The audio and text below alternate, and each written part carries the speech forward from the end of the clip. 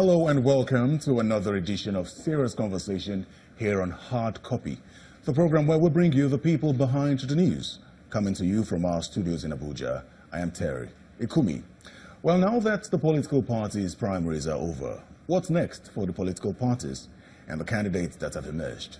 But also of importance is the question of what's next for the aspirants who are aggrieved. Will it spell doom for the parties and the electorate in the elections if they stay aggrieved and possibly jump ship? And most importantly, how will the nation benefit after the elections next year? Well, tonight on Hard Copy, my guest is the presidential candidate of the All Progressives Grand Alliance, APGA, General John Gbor. General, welcome to the program. Thank you. Well, General, let's just get straight to business now. Political primaries are over.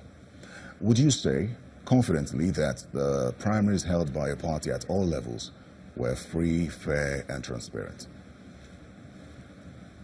For my party, APGA, we have tried to be very, very fair, but definitely there are some grievances in some states. So I can say everything was all right with our party. But the truth is that we have done our best to come out with clean primaries. There are grievances, and I know that in some states people are complaining, but the party is doing everything possible to keep calm, keep people calm, and bring everyone on board. Well, the most recent issue is that 13 governorship aspirants who contested in Imo State specifically have now formed a parallel party. Are you not worried that this might affect your chances as we go into the elections next year? Well, of course, yes. I'm worried about that, particularly Imo. My running mate is from Imo State. And yesterday we were with the governor candidate who won the primaries. And we are working hard together with the national chairman of the party to bring everybody together, make peace, and get ourselves prepared for the forthcoming elections, because we want to win the governorship of Imo, the other elections in Imo, and we are going to win the presidency. So we are trying to put everybody together. We are not going to take chances about the presidency. We are going to win. Well, General, let's listen to what the national chairman of APGA, Chief Victor Oye, had to say about the crisis rocking the party.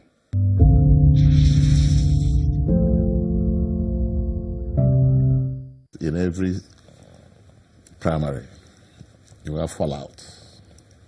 APGA is not peculiar. We did what we should do in the circumstance. You know, what happened in Zamfara could have happened in Imo if we hadn't taken some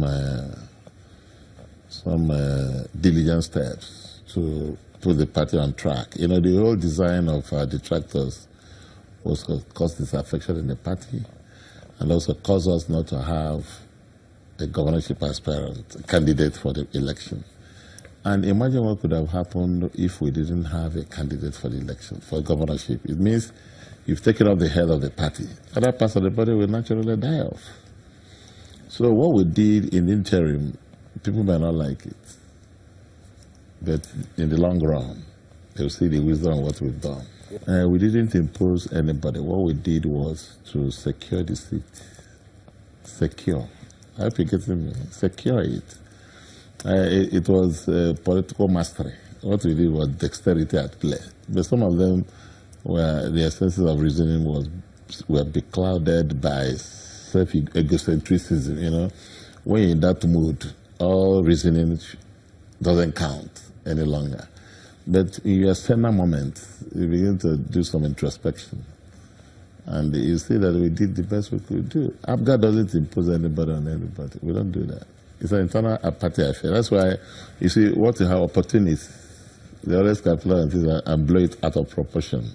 I am the manager of the home, and I know my students are doing very, very well. You understand? We have a way around every situation, every peculiar situation. We know what to do. You know, APGA is a family. We don't disagree too much. Some people must have been wronged in one way or another by their own perception. But what we did is for the benefit of all of us. Definitely, I spoke with them last night. We did a telephone conference, and I told them what happened. And I'm setting up a national reconciliation committee, headed by the vice presidential candidate for our party, Jerry Chukwueke, and Obi Jackson, Alex Oti and Co., to look into the problems and bring everybody on board.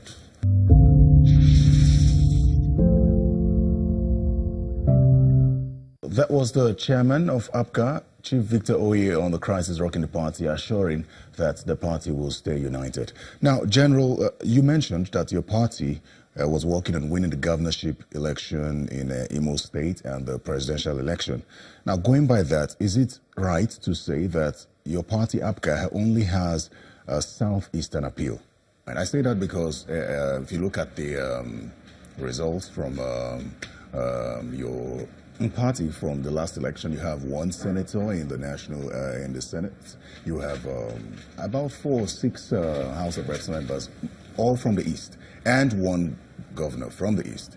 So if this kind of crisis is rearing its head in the Southeast, isn't it a source of worry for your party? Well, I'm not worried. Nigerians need to know our history, where we're coming from. Many Nigerians believe that APGA is a political party meant for the Easterners, for the former Eastern region, and particularly the Igbos.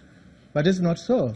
APGA is an offshoot of the NCNC, and NCNC was formed at the instance, was established at the instance of the Nigerian youth who came together in 1944, and particularly the ex-students and students of King's College, Lagos, who went to Dr. Nnamdi Azikiwe and told him, "Sir, we, the youth, are ready, but we don't have leadership.